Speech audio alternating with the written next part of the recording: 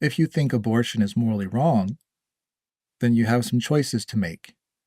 One, you could argue that Thomson is incorrect in her judgment about the violinist case.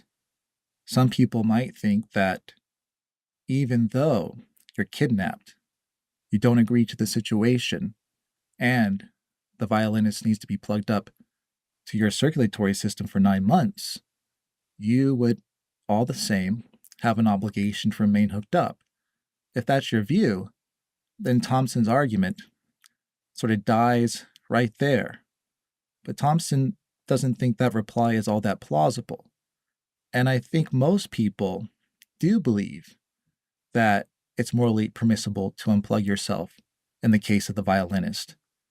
So if you're pro life, that means you have to go with the second option, which is to say, yeah, I agree. In the case of the violinist, it's morally permissible to unplug yourself. But in the case of abortion, it's importantly different. And you need to point to a relevant difference between the two cases that would justify you're not making the same judgment for both cases, that would justify you're not saying, in both cases, the right to determine what happens to your body outweighs someone else's right to life. Also, because this is a case of pregnancy due to rape, we might have a strong reason initially to think abortion is morally permissible. That doesn't automatically decide the issue, because you could have obligations that you don't agree to, that you don't agree to enter into. For instance, suppose that we're living long ago and we're living in this small society. Perhaps we think the earth is flat. We don't even know that other people exist. And we live in huts. And one day I hear a knock at the door of my hut. I open up the door. I look around. I don't see anyone. I look down. I see a baby in a basket. I don't know where the baby came from. Someone just left it at my doorstep. So I go to the hut next door and ask them if they would take care of the baby, and they say no. And then I go to the hut next to that and ask them.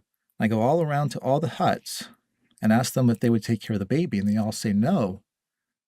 Well, in that case, it seems like I have the moral obligation at that point to take care of that baby.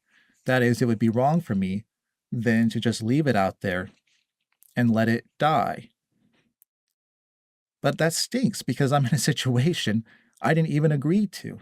This is being forced on me. Yet, it might still be that even though this situation is being forced on me, I still have the moral obligation to take care of that baby until someone else is willing to take on that obligation. Or imagine that a tornado hits Janesville, where I live, and some of the neighbor children can't find their parents.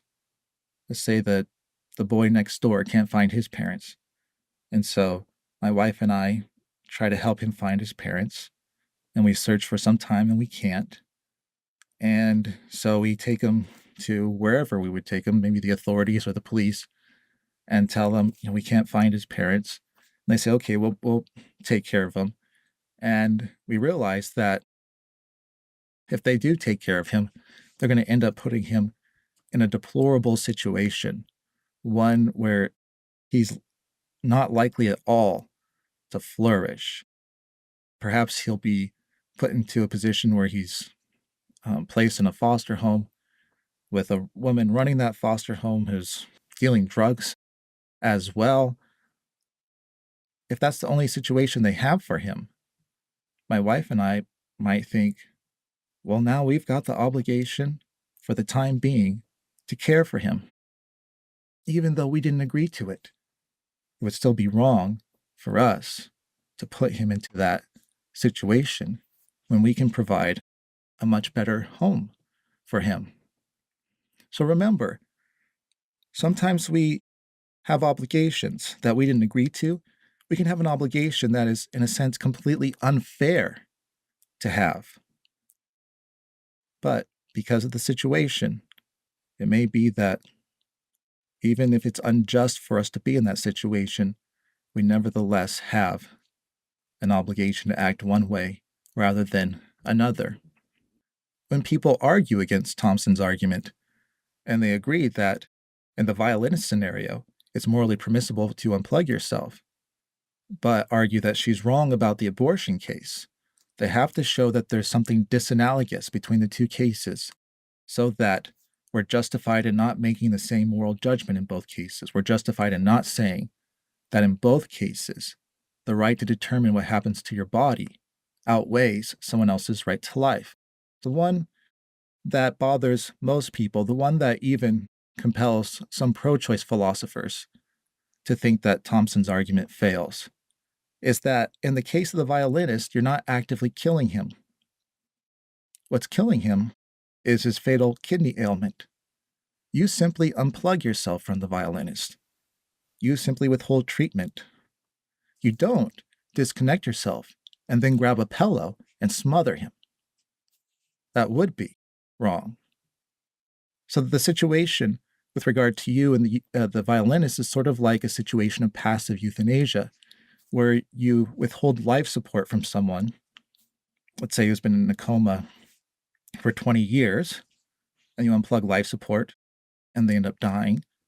People feel much more comfortable with that scenario as opposed to giving someone too much pain medication in order to kill them, to put them out of their misery. But in the abortion case, it's not a matter of simply unplugging yourself.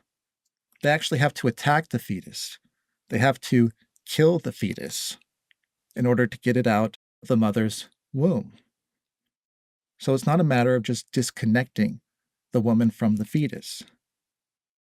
So if we think that we don't have an obligation to save the violinist, it's probably because we don't think we're actively killing the violinist. What's killing him is something else. Whereas in the abortion case, it's not that something else is killing the fetus. We actually have to take the life of the fetus in order to extract it from the mother's womb. It's not as though in most abortion cases, they just take the fetus out, whole and complete, and then let it die. No, it's usually the case that they attack the fetus in a way that kills it. That is an important disanalogy between the abortion case and the violinist case.